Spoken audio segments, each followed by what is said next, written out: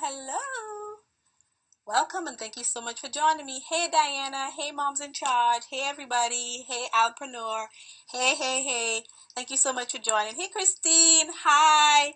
Hi. So, I am joining with Sisters with Beauty, Diana and Tanya, who just came before me, and Christine and Jonna and Julian and Carolyn for the Past the Sister Scope. Hey, Julian, thank you so much for joining. Thank you. Thank you, Christine. I figured it was fitting to wear this shirt today. Hey, Diana. Hi. Hi, Mikael. Is that how you say your name? Hi, Renisha. Hi, everybody. Thank you so much for inviting your followers. So, as I mentioned, you are welcome, Diana. I was watching your scope and I was chuckling when you said you were afraid of reaching out to us. Girl, what is wrong with you? But I can definitely identify because a lot of times when I am afraid to do something and you actually take the step, you realize it's not as bad as it is. Hey, Tanya. Hey everybody, so thank you so much for joining me. So those of you who are not familiar with me, admittedly I am not on Periscope a lot, my bad, but I decided to dust the cobwebs off my Periscope account this evening to join Diana and the rest of the ladies to talk about getting rid of fear. I feel like this is a topic that I am an expert at and something that because I have a lot of personal experience. Yes. Hey Shantae, thank you so much for inviting followers. I feel like I have a lot of experience with this topic because I kick fear in the tush, in the face daily, and it's something that I know a lot of people deal with. So I'm excited to be joining Diana. Hey Naisha. Hey everybody. Hi. Hey Rita. Hi everybody. Thank you so much. So I know I only have 15 minutes, and so I wanted to share with you today, um, how I got rid of fear and their cousins, doubt and self-sabotage, or how I work daily to push past. Hey Istra, thank you so much for joining. Hi everybody, y'all. Thank you so much for all the love. Thank you. I feel so welcome. I need to get back on Periscope. I'm gonna do better. Anyway, so for those of you who don't know who I am, my name is Vashti, and I am the creator of the blog VeePeeJay, which started off as a natural hair blog, but it's now a lifestyle blog that I use to encourage women to embrace who they are, to kick fear in the tush. I talk a lot about that, and to love you too, Diana. Thank you so much for inviting me, and for to encourage them to walk in their God-given purpose.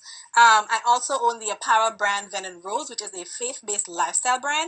And I also do consulting and coaching over at VashtiAJoseph.com. Thank you so much, Confetti Collective. That's Monique, right? For sharing. And so I'm going to share a little bit of my story with you. And I'm also going to share with you some of the things that I've learned from kicking fear and how I was able to overcome fear, doubt, and self-sabotage. So a little bit about my story. I started my blog this year. Hey, this year it's going to be 6 years. Thank you, Christine, for joining. It's going to be 6 years since I started my blog this year. And when I started my blog, as Christine talked about in her scope, I had no idea what I was doing. So when I started my blog, for me, I started my blog for a few reasons. One of them was to get out of my comfort zone. The other, the other thing was to get out of my comfort zone. Then I wanted to share my hair journey because people were asking me about my hair. But on top of all of that, something that I did not share until this year when Julian pulled it out of me for the calendar, the Whose Shoes Are You Wearing calendar, when she asked me to be one of the 12 women who were featured. One of the things that I'd never shared anywhere else, only with my close friends, and people knew this, not like I was ashamed, but it was just something that I just did not share. The fact that when I started my blog, I did not have a job. I did not have a job because I could not have a job. I was not illegal or anything like that, but I just could not legally have a job. And so those of you who bought the Whose Shoes Are You Wearing, the calendar, the planner, you would have read a little bit more about my story and why and all of that, but I'm not going to get into that. But anyway, so I started my blog. I started blogging about my hair, and the blog, I didn't really know what I was doing, but I learned as I went along, and because I had a lot of time on my hands. And so thank you so much. I know her name. Maya India. I can't remember her first name, but thank you. Yes, Christine. Julia pulled that story out of me. I remember when she sent back the proof when she was like, Rosalind, yes, thank you, Shanti. When she said, I'm gonna need for you to kind of go a little bit deeper and get a little bit more personal, and so it's part of. There's a lot more to that story, but I had to just share like a little bit so to kind of put it in perspective. So anyway, so 4 years or so, maybe 3.5 years into doing my blog, I I was blogging about natural hair and everybody had become like gotten to know me because of, blogging about my hair and all of that kind of stuff. And then about 3.5 or so years into she does, Tanya, about 3.5 or so years into that, I, I started monetizing. No, I started monetizing my blog maybe about 2.5 years after that. But anyway, lots of opportunities came, and I did all kinds of stuff. And so the stepping out of my comfort zone, I stepped out of my comfort zone because I was on video and writing on a blog and being out on the internet and all of that. That was something that was really out of my comfort zone. So I did that. But while going through all of that, like, as I grew as a blogger and I knew that, there were other things, like I kind of felt that gentle nudging that Tanya talked about, that we all feel that, God was nudging you to do like all kinds of other things. And, it's easy to get comfortable because everybody had kind of gotten to know me as like Vashti, the natural hair blogger kind of thing. But deep down, I knew that there was much more that God was calling me to do. I always tell people that I feel like God used my hair to change my life, and I get teary-eyed when I think about it. But it's part of the process. And for me, um, as a blogger, I always tell like other people, my clients and all of that, like one thing that's important to me is, multiple streams of income. And for a while I thought about, what could I do of my own that, so that I can have like another stream without depending on, brands and all of that kind of stuff. And so I got the idea to do an apparel brand. And immediately, Fair's cousin Doubt stepped in. And, they started, I was like, well, God, other people are already doing it. What if no one buys? I don't really like selling and all that kind of stuff. And literally, I heard the voice say, just stay true to who you are. And so I was like, all right. I did, I mustered up the courage. I procrastinated for a while. I mustered up the courage to get it done. And I launched. And then when I did it, I remember I was so nervous the night before, and my sister-in-law, I felt like I was going to throw up. And my sister-in-law, she was like, you better do it. And she held me accountable. I pushed the button. And then a few minutes later, after I launched, like somebody bought a shirt. And that was like, I felt like I won the lottery because I felt like I had gotten past that thing that I was so afraid of. What if no one buys?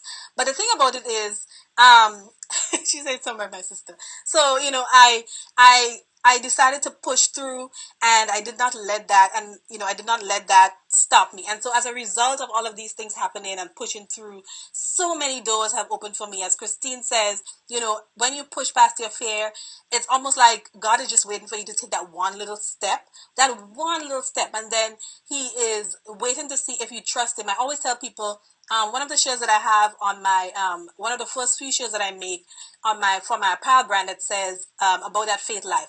And that shirt I made it more for me than for the brand, because I always tell people that, and I know a lot of people, it resonates with a lot of people, and the shirt says about that faith life. And the reason why I made that shirt is because I'm Christian, I believe in God, and we always recite and we talk about, faith, without faith, it's impossible to please God. And we talk the talk a lot. But I was just kind of like talking to myself. I'm like, actually, you talk the talk a lot, but you don't walk the talk, because here you are afraid of failing and all of these things, and you say you have faith, but you don't act like it. And so I made that shirt to kind of remind myself, if you're about that faith life, you better act like it. And, faith, one of the Martin Luther King quotes is, faith is taking the first step, even if you don't see the staircase. And so I was able to, push past that feeling of, what if I fail? What if, nobody buys? What if XYZ? And so I'm going to share with you a few of the things that I did to, to kind of get past the fear. And fear is something that, as Christine mentioned, it never goes away. But here are some of the things that I did to kind of that helps me to deal with fear. Yes, those what ifs, like you have to drown them, because those little voices in your head, doubt and self-sabotage, they'll always be whispering, girl, are you sure you want to do that? Like a lot of other people are doing that. Are you sure you want to do that? anyway, so one of the biggest things for me was detaching from the outcome of what could happen. Hey, Carly, thank you for joining. Detaching from the outcome of what could happen as a result of, if my biggest fear was to come to pass, what would happen? So let's say I launched a brand and nobody bought. What would happen? Like, okay, nobody bought, okay? And so I detached myself emotionally from the outcome that, it didn't say anything about me. It didn't change who I am innately. It didn't change who Vashti is. It didn't change my personality. It didn't change my gifts. It didn't change anything about me, and that does not define me. And so me detaching from that outcome, yes, I don't lose anything, Shante, very exactly. I don't lose anything if I try something and it fails. And so keeping that in mind, like every time I am able to, every time I decide that I want to do something else or go at a higher level, I keep that in mind. Like, listen, if this doesn't work out, it does not define who you are. It does not exactly, Shante. It's just she say you gain an attempt. Basically, it's a lesson. Like you learned from it. You learned what to do. You learned what to do better. You learn from how to correct and make an adjustment if you need to, or if you just need to squash it and move on. But you would have never known how it would turn out if you did not try. And so that's one of the things that that helped me to push past my fears. The other thing that I've done is I decided that what I wanted to get to was way beyond was that what I wanted to get to that was beyond the fear was I wanted to get to it more than I wanted to stay stuck. Because for a lot of times, for example, when I started my blog, I started blogging about natural hair, right?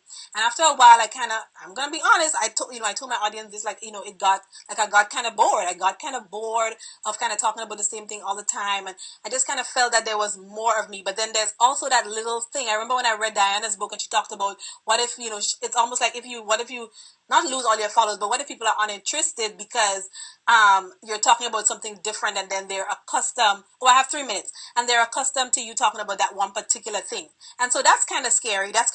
But I made a decision that I had to walk in the shoes that God had laid out for me. Like I had to take those steps, and if it meant leaving certain things behind, then I had to do that. And so the other thing that I did was, I refused to, thank you so much, Shante. I refused to insult God by staying stuck and like being mediocre. One of the things that, for a long time, like one of my coach calls me, she always said, people refer to me as a quiet storm because I'm an introvert by nature. I'm like one of those people, you know, the thing that says, work hard in silence. Oh yes, yeah, Christine will get you together, all the way together. Work hard in silence and let success make the noise, kind of thing. I'm just like that kind of person. I put my head down, I do my thing. And my coach, I have a coach, she calls me, she says I'm the quiet storm. But I I decided that I did not want to just, undermine my abilities or not own the things that I know. And so I refuse to just stay to insult God by staying stuck. Like I just could not do it, no matter what, if I had to lose certain things. But the thing about it is that you never lose. You never lose anything. Thank you so much, Christine. You never lose. Like you always feel like Christine talked about the fear of missing out. It's like, okay, what if you're holding on to this thing so much? And what if I'm like, okay, what if I give up this thing? What if I give up this thing that I'm so comfortable with, that I know very well, that everyone knows me for, that I'm known for, that I'm very good at? What's gonna happen? So as my time runs out, I wanted to tell you just two quick things that I learned. I want to encourage you to push past your fear. Fear never ever goes away. A lot of times when you see a lot of famous people, that's true, Tanya. Nothing is lost on him. When you see a lot of people, you'll think, like, oh my goodness, they were scared, they were afraid. But yeah, like everybody goes through that. Everybody goes through fear. And in order for you to move forward, you must push past your fear. You must push past your fear. And so my time is almost up. How much time do I have? I have like 1 minute. Okay. So one of the things that I learned is never as bad. So Jonna is up next, and is she on? No, she's not on yet. I'm gonna have to get back on Periscope. But anyway, so it's never as bad as you thought. Every time you take one step, you realize when you're going to do the next thing, you may be a little bit scared, but it it's never as bad as you think it's gonna be once you've accomplished a thing. And yes, Christine, I'm gonna get back on Periscope. I know you're gonna hold me to it. You're gonna text me and be like, "Girl, are you gonna come back on Periscope?" Hey, no, the butterfly. Okay, so Jonna is live. Thank you all so much for joining me. And let's go over to Jonna Naturally Glam TV to hear her story of how she kicked fear in the tush. Thank you all for joining. Take care. Bye.